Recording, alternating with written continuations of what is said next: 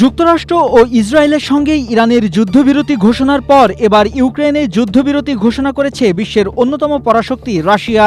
দেশটির president Vladimir পুতিনের নির্দেশে 11 এপ্রিল থেকে 12 এপ্রিল পর্যন্ত সংঘাত বন্ধ থাকবে।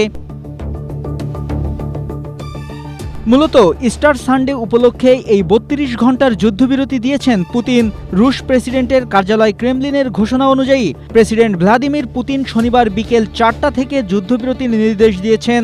এজন্য রুশ সেনাদের সব ফ্রন্টলাইনে সাময়িকভাবে হামলা বন্ধ রাখার নির্দেশ দেওয়া হয়েছে। পাশাপাশি সেনাদের সম্ভাব্য উস্কানি মোকাবেলায় প্রস্তুত থাকতেও বলা হয়েছে। ঘোষণায় শান্তির বার্তা থাকলেও সতর্কতার সুরও স্পষ্ট। স্ট্রবেরি সুপার ডটেড ও ক্লাসিক ভ্যারিয়েন্টে সেন্সেশন জাগুক শিহরণ।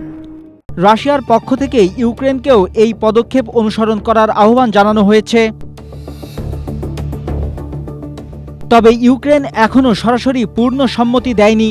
দেশটির প্রেসিডেন্ট ভলোদিমির জেলেনস্কি বলেছেন, সমান পদক্ষেপে সাড়া দিতে প্রস্তুত ইউক্রেন। তবে অতীত অভিজ্ঞতা এই প্রস্তাবকে ঘিরে সন্দেহ আরও বাড়িয়েছে, কারণ আগের বহু অস্থায়ী বিরতি ভেঙেছে সংঘাতের মাধ্যমেই। চলমান সংঘাতে এখন পর্যন্ত প্রায় 800 মাইল ফ্রন্টলাইনে লড়াই অব্যাহত রয়েছে।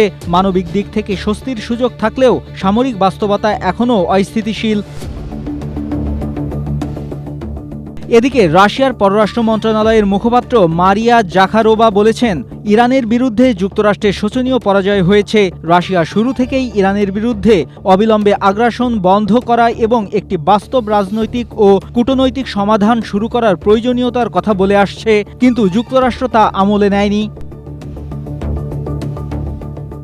মার্কিন প্রেসিডেন্ট ডোনাল্ড ট্রাম্পকে উদ্দেশ্য করে জাকারোভা বলেন, আরও আক্রমণাত্মক হওয়া, আরও শক্ত অবস্থান নেওয়া, সামাজিক মাধ্যমে বেশি লেখা এবং জয় খুব কাছেই, এই ধরনের সব বক্তব্য আবারও ভয়াবহভাবে ব্যর্থ হয়েছে।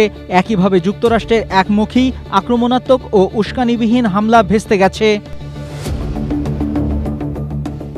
International desk, Asia post.